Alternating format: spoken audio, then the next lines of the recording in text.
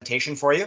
Any questions that you think of after the fact or that we can get to, you can reach out to your local Odell office. We are the rep for Big Ass Fans throughout Ontario, so we can answer any questions or on design or anything like that after the fact.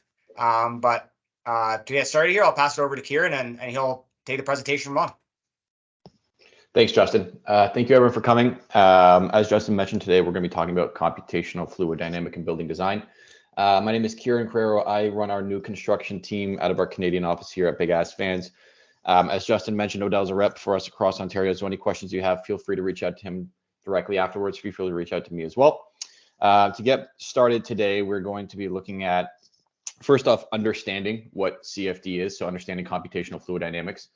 We're going to be looking at interpreting the analysis. We're going to be looking at how we can look at elevated air speeds, thermal comfort, energy efficiency in building, all through the guise of computational fluid dynamics and how that is best applied and how it can be effective, as well as looking at standard 216. So it's an ASHRAE standard that looks at computational fluid dynamics and moving airflow.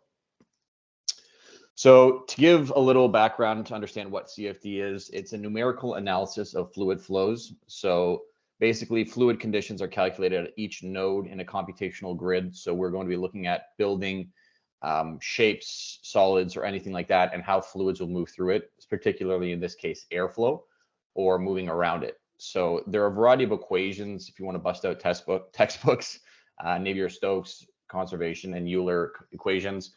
We're not going to be looking at anything like that. We're going to be looking at popular solvers. So there are different softwares that can be used. ANSYS is one of them, OpenFOAM. A lot of CAD programs will have different areas where we can use computational fluid dynamics, as well as SpecLab, which is a proprietary software that Big Ass Fans actually has in-house.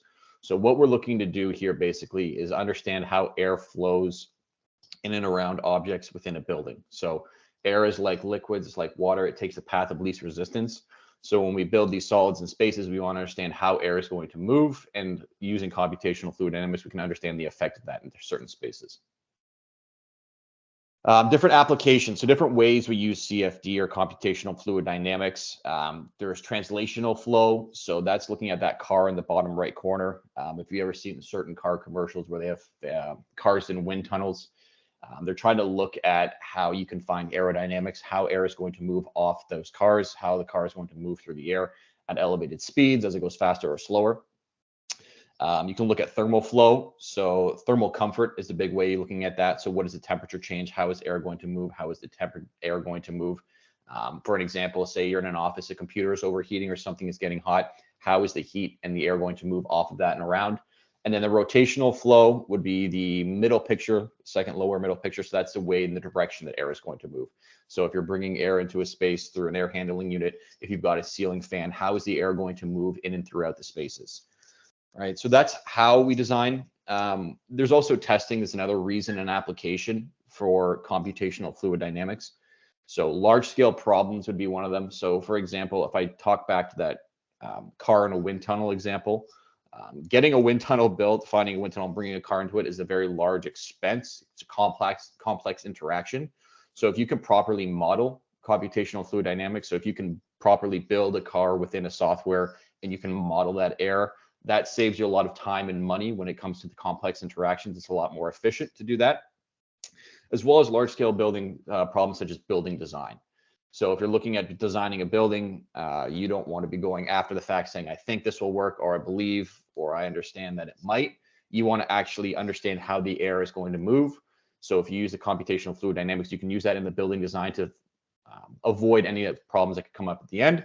And then critical customer events, which is troubleshooting or anything like that, solving problems in the after effects. So we do a lot of retrofitting or spaces of older buildings where, airflow wasn't as high of a priority during design phase, or there's some issues with stratification or issues with this or issues with that. So there's some troubleshooting after the fact as well, where computational fluid dynamics can be used to show a solution after the fact as well.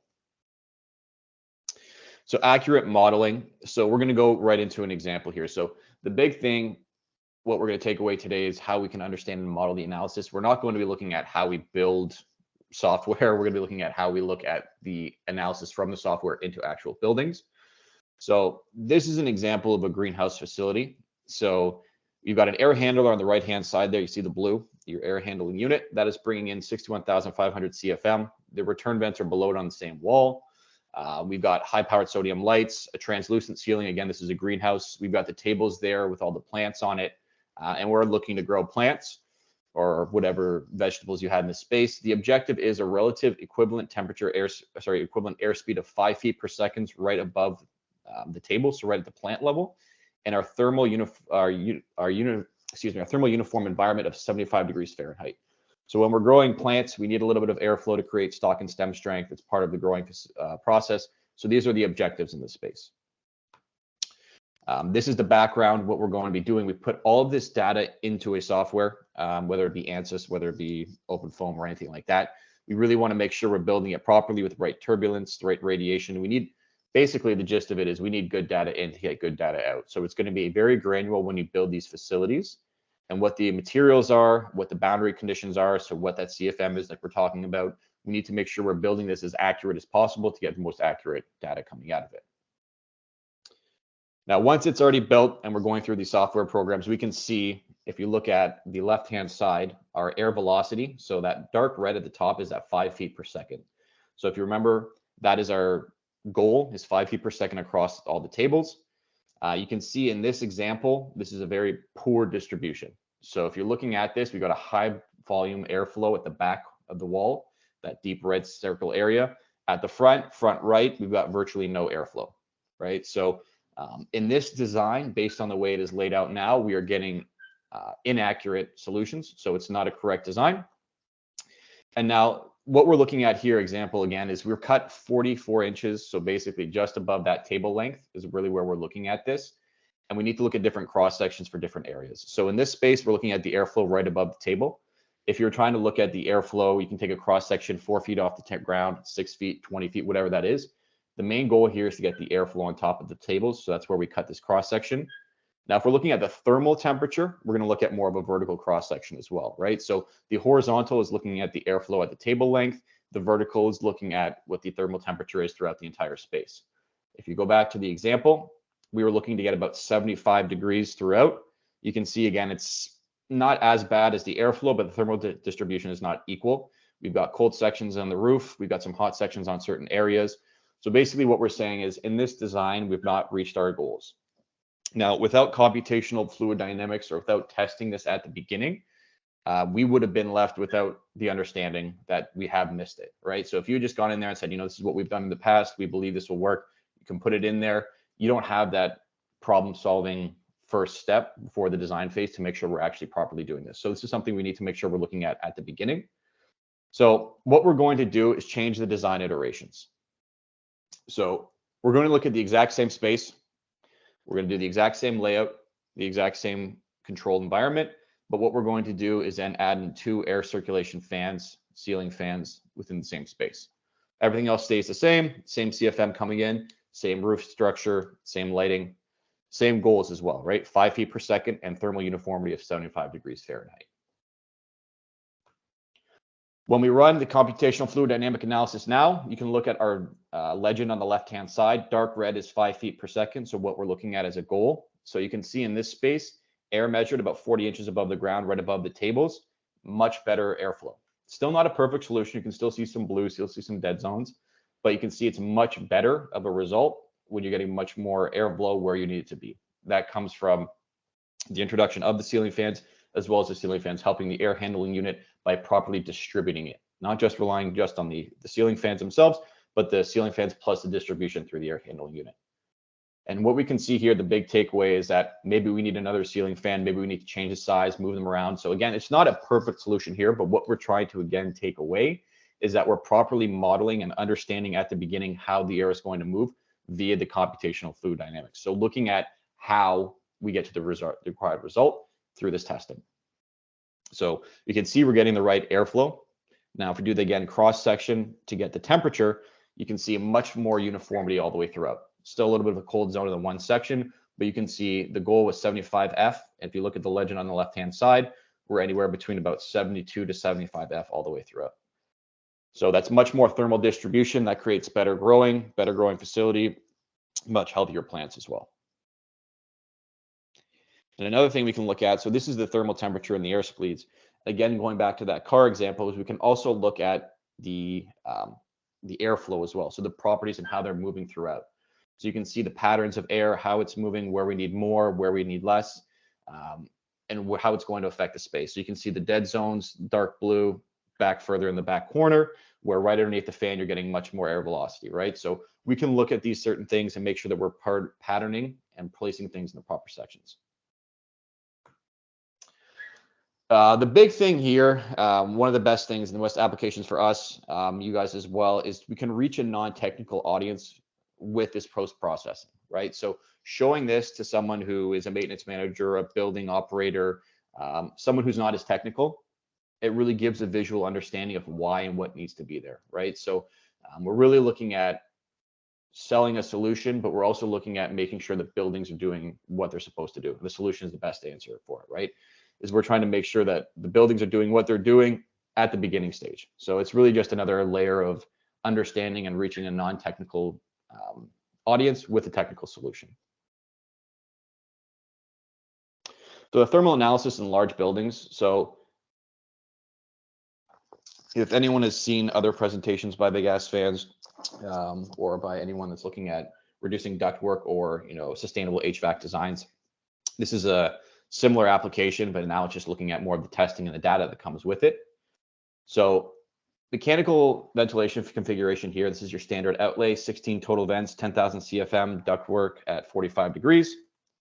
And again, what you can do with the ceiling fans, so reducing some ductwork, some of the CFM, and introducing the ceiling fans into the space. What we're going to see here is there's no AC, no fan. This is simple. Think of this as any sort of warehousing or any sort of poorly insulated space. Without mechanical ventilation, external heat radiates through the building about 80 F. And what we can see when we do use some air conditioning in the space, if we're trying to cool it down, we're getting much more of a cooling effect with the air conditioning, but we're getting much more of a uniformity with the ceiling fans and air conditioning combined. Right? And we can show the testing here. If we're looking at the stagnant airflow with on the left-hand side in that controlled environment, where you get a high level of airflow and perceived cooling on the right-hand side with the ceiling fans, right? So what that equates to, so if we were to look at our Center for Building Environmental Controls tool, if we're looking at ASHRAE standards, relying just on your air conditioning, you're not going to get as much compliance with ASHRAE standard 55. You're going to have to rely more on the air conditioning, change your thermostat set points, where if you can rely less on your air conditioning, introducing the ceiling fans there, you're going to get much more uniformity. You're also going to save a lot on your energy efficient bills, right? So if you're going to look at a space where we're relying less on air conditioning, you're going to be much more thermally effective and more thermally efficient, sorry. This is something we've talked about in the past, if you've seen other presentations by us. So this is what we're looking at from a theoretical standpoint. But what we can actually show here is you cross sections, you can show the airflow. This is really where we kind of get an understanding for a non-technical audience about how we can actually affect that space. So what that can go into is design aspects. Where do we put fans? Where am I getting the right amount of airflow?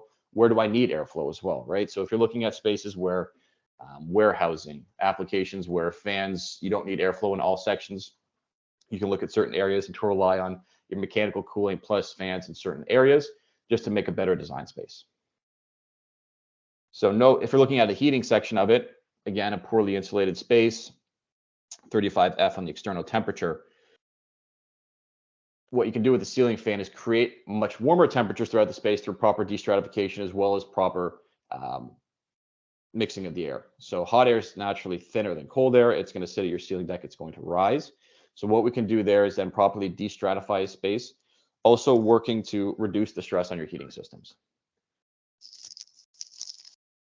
Now, again, the question we always get here is, are you going to look at adding cooling effects by running a fan fast in the wintertime, so on and so forth? We're making sure the fans are running slow enough that you're not going to get that draft. And it's better just distribution of the heat without adding that elevated air speeds and that cooling effect.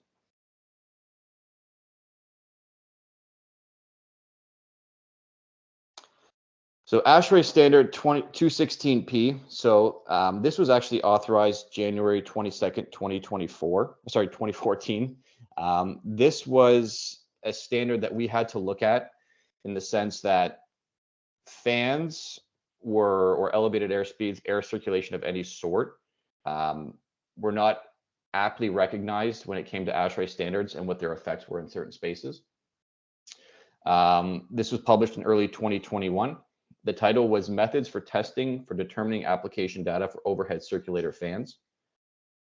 The purpose of this standard is to specify the instrumentation, facilities, test installation, methods, procedures to determine circulator fan application data for occupant thermal comfort in a space. So basically, how do fans work in a space and how can we quantify it? This standard applies to overhead circulator ceiling fans in any space. So what we've done here is create fan mounted test chambers. So there's small, medium, and large test chambers, all done by ASHRAE. So small would be a 20 by 20 by 11, medium is 50 by 50 by 22, large is 80 by 80 by 32. So airspeeds will be measured at 4 different test points. So 4 inches off the ground, 24 inches, 43 inches, and 67 inches. So that's basically ground level, waist high, seated, standing, right? So air is going to affect you in different applications in different ways based on the way where you're sitting, where you're standing, what the effect is. The fastest jet is always across the floor. So if you look at the air circulation from a ceiling fan, it comes down off the ceiling, has a vertical jet down, horizontal along the ground, washes back up the walls and circulates in a convection motion. So your highest jet of air is going to be at the floor, and you're going to need to understand how you're going to have to size these fans properly to make sure that you're getting the right effective cooling effect at certain levels. So if you're working in a warehouse space, you want to make sure 67 inches is the best affected cooling effect because you're standing and working in a warehouse. If you're in a office space, you want to look more at 24 or 43 inches because typically you're sitting down in an office space. So where we are and what we're looking at is going to change what we're looking at when it comes to a test position. Test positions are from the center to the corner of the room. The power is measured at 10 CFR to 430, and airspeed plus power measurements equals the application of metrics. So what we're going to look at is looking at right underneath the fan is going to be a very, very high data test point because that's where you're going to get a lot of air. As you get further out, you get less test points, airspeed sensor locations. So as the air distributes further out into a space and it gets wider as a fan jet, you want testing points further out to make sure we're getting cooling effects at the right certain areas, all within the space.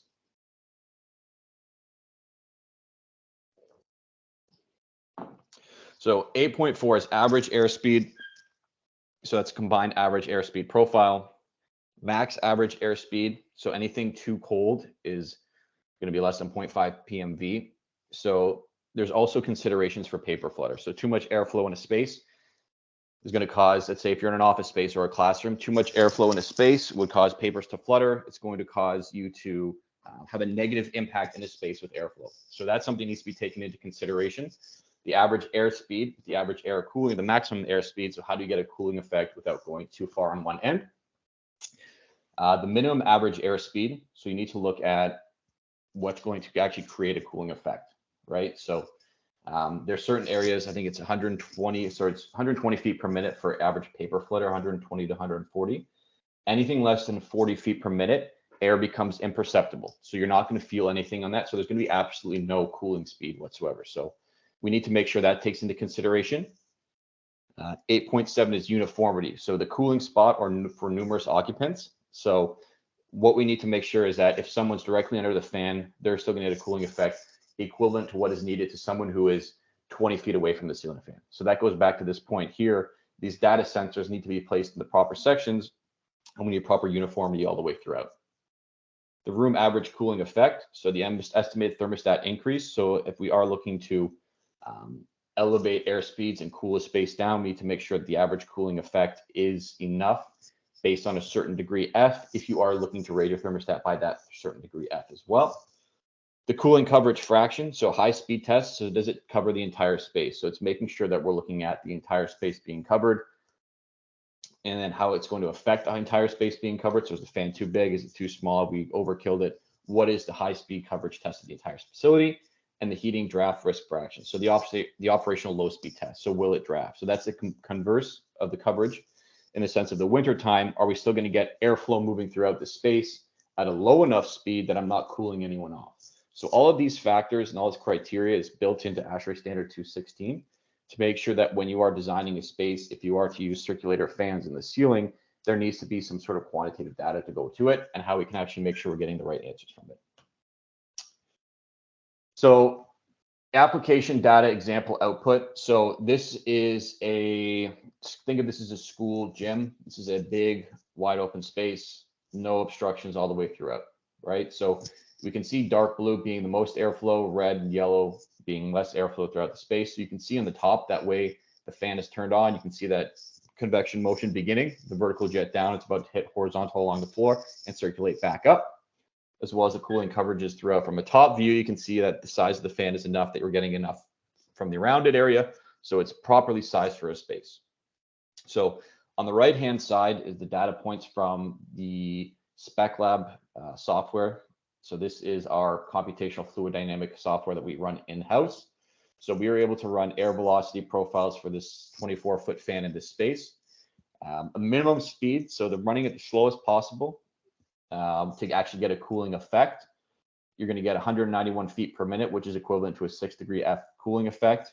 Your predicted mean vote is a negative 0.36. So if you're familiar with ASHRAE standards with the PMV and the PPD, negative 0.36 is within that neutral zone. So you're still within comfort there. Your predicted percentage of dissatisfied at a minimum speed is 7.7%. So you can set your thermostat at 75 degrees Fahrenheit and still feel comfortable in the space. And that's with minimum airspeed. So that's at the lowest. Your average airspeed looking there is 211. The cooling effect from there is 66.24 F. Your PMV is slightly worse, so it's a 0.4, so there's more of a draft there, so some people might have more of a negative impact. The PPD, so the percentage dissatisfied, is 0.83, so it's still compliant with ASHRAE standard 55, but you're going to see a bit more of a cooling, a bit more of a draft, so there's going to be a bit more of, I guess, converse effect to some people. Your thermostat set point can go up to 74 degrees and you can still feel that 72 degrees range. So you basically can get that 3-4 degree cooling without sacrificing your air conditioning. And then your max speed, 238.5, your cooling effect goes to 6.5. Again, the PMV and the PPD slide a bit more. You get kind of to that threshold of ASHRAE standard 55 where you might just be going out of range. But again, that's probably going to be something that you don't have to worry about in this space because it's more of a gym application. If this was, an office space, we wouldn't be looking at 200 feet per minute because papers would be fluttering, right? There would be that other negative impact. But in a space like this, you can still max out your fan and you can still see the cooling coverage in the middle there at 100%. So I know that's a lot of numbers that I just threw at you and I just read out, but what we're looking at here is basically saying, if we put one fan in this space, you're going to get the cooling effect you desire. You will get 100% cooling coverage with just at average airspeed, so you don't even have to max it out, and you're still going to be compliant with ASHRAE standard 55. So what this is basically the data output that we ran. We ran the computational fluid dynamic analysis, and you can go to the school board, you can go to the manufacturing facility, you can go to whoever is considering putting ceiling fans in or looking at this application and say, hey, we can, through computational fluid dynamics, quantify qualitative data that this is going to work in the space, and this is the outputs you're going to get. Now, 125 by 125, 30-foot ceiling. So again, the exact same application, right? So we're looking at that school gym type setting, one HVLS fan, 24 feet, max speed, 24 feet above finished floor. What we're going to look at here is comparing large ceiling fans,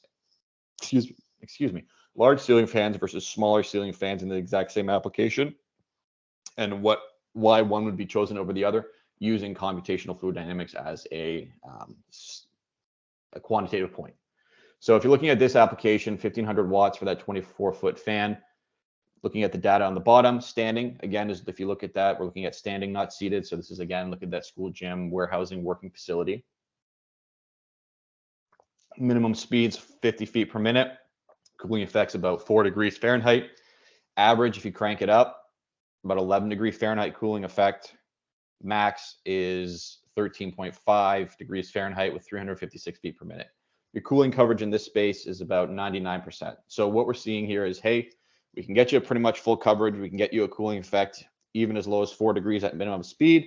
So this is what the fans are going to do in the space. Now, what we see a lot of times is, especially in large high bay applications, is the standard or the baseline of what people will do is put in smaller 60-inch little air circulating fans at 24 feet, which really are not doing enough at ground level. So it is typically what people will default to. So what we're going to do then is compare these 24-foot fans with 9 60-inch overhead fans. Exact same layout, exact same controlled environment. What we're going to look at, max speed of running these 60-inch at max speed. You can see between all these fans is about 900 to 1800 watts. So slightly less efficient than one 24-foot fan to run all 9 of these fans. Now, if I run these fans at max speed to try to get the same effect, the minimum cooling effect I'm going to get is only 2.16 F. That's only 36 feet per minute. The average airspeed is 71, which will equal about 6 degree F cooling effect. And the max speed at 171 is only a 10 degree cooling effect. The biggest thing to take away here is your coverage area. You can see even at max speed, average max speed, these 9 fans are only going to cover about 13% of the space. You can see that's reflective in the dark blue here.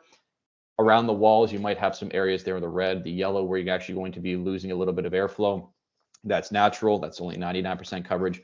Where you can see here, the blue is far less dense, so far less of a cooling effect. The jets of air are not meeting each other. You see the yellow in between, the kind of grid layout, the dark red areas where you're really going to get dead zone. So basically, you're not going to get the same cooling effect, nor are you even going to get remotely the same coverage because the fans aren't properly sized, right? So the fans are undersized for this space. And looking at the computational fluid dynamic, running this analysis will prove that and show that. So we often come into certain applications where people say, we want to use smaller fans, it's more efficient, or, we are adverse to large fans for a variety of reasons. You can look at something like this and say, well, to properly get the results that you want, if you are to rely on airflow, you're going to need to size the fans properly. And the copious amounts of smaller fans not going to do the job. The then question that we always get about after that is, well, if I just add more fans, more smaller fans should get more of a coverage area. So let's run that test. So I went from 9 to 16, exact same data. So 125, 30-foot ceilings, open floor, no obstruction. So I went from 9 to 16 fans. Again, max speed, 24 feet above finished floor. Now, the electricity consumption is going up exponentially now from 1600 to 3200 watts at max speed. So if we go back here, 1500 watts to run the run fan, 1800 to run the 9 fans, about 3200 at max out speed to run the 16 fans. So we're looking at the mins, about 57 feet per minute at minimum. So that's about a 4.7 degree cooling effect. Average airspeed's 82, equaling 6.9 degree Fahrenheit. And then we're looking at 160 feet per minute equal 10 degrees. Cooling coverage goes up slightly, but only at a 37%. So what we can see here fairly obviously through the computational fluid dynamic analysis in front of us is that properly sizing fans into a space does not mean just adding more fans and overkilling with airflow. It means properly sizing the right fans in the right space to do what you want it to do, right? So while you might be able to whip these fans up and get certain cooling effects, you'll basically need to be sitting into a silo directly below that fan to get that sort of cooling effect into the space, right? So if you're sitting directly below underneath one of these 60-inch fans, you might be able to get a cooling effect. As soon as you step out of that direct cone of air, you're not going to get the same cooling effect, and your cooling coverage is only going to be around 37%. So if we go back up here before we get into our conclusions, we look kind of at what we were looking at in the beginning iterations and what we wanted to do here. So we looked at translational flows. So we looked at how air moves throughout the space. We looked at computers overheating. So we looked at the thermal comfort aspect, right? So how we're going to move air throughout the space and heat. We looked at the building designs, the complex interactions, and the critical customer events. So we kind of answered all these questions all the way throughout. And what we're going to look at here in conclusion to all this is that the tools are used best when we're designing buildings. So CFD can be used to access effectiveness and propose facility layouts or to iterate potential designs. So what we really want to look at here is finding on the front end how we can design these spaces to be most efficient within them. And using a CFD, engineers, we can use all the illustrate air movements in certain conditions, hoping that customers can design better scope of the problems and feasibility solutions. So what we can do, and it's completely complimentary through Justin, through Odell, through us, is that you can reach out and say, hey, I'm looking to design a space. I don't know how many fans to put in, where to put them. Send us drawings. We can do a complete complimentary layout. We can send out all the analysis for the cooling effects, for destratification, or anything you guys need. It's completely complimentary on our end, Odell's end, everything like that. And we can actually show here, if we've got a minute, I'll bring up our lab here and how we can actually design the spaces. So bear with me 1 second here. And any questions, again, like Justin said, throw them in the chat and we'll get to these in shortly.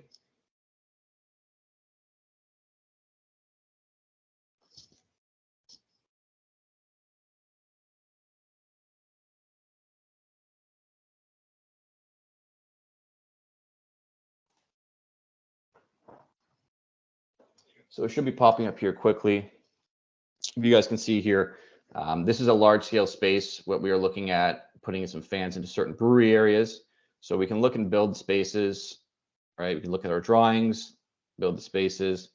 We can actually throw 3D views in here about how we can actually find spaces. So we're looking at building certain areas where fans want it to be, where we don't have to get that cooling effect. So this is the canning line area. You can see the machinery, the obstruction. So similar to the way we built the greenhouse there, we're looking at certain effects of obstructions, canning lines, things that are hanging off the ceiling. We can actually put the fans directly in there and run computational fluid dynamic analysis down here below.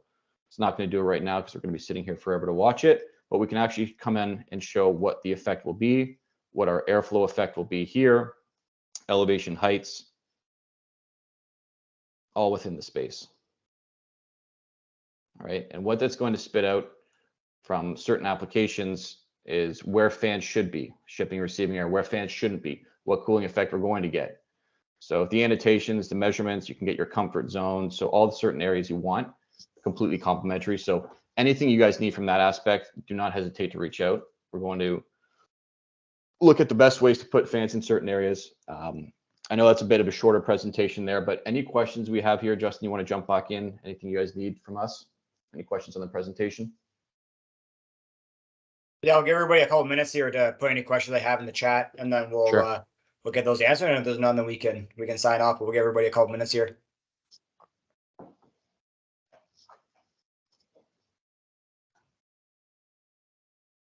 That was a great presentation, Kieran. Thank you very much. Yeah, no problem, guys.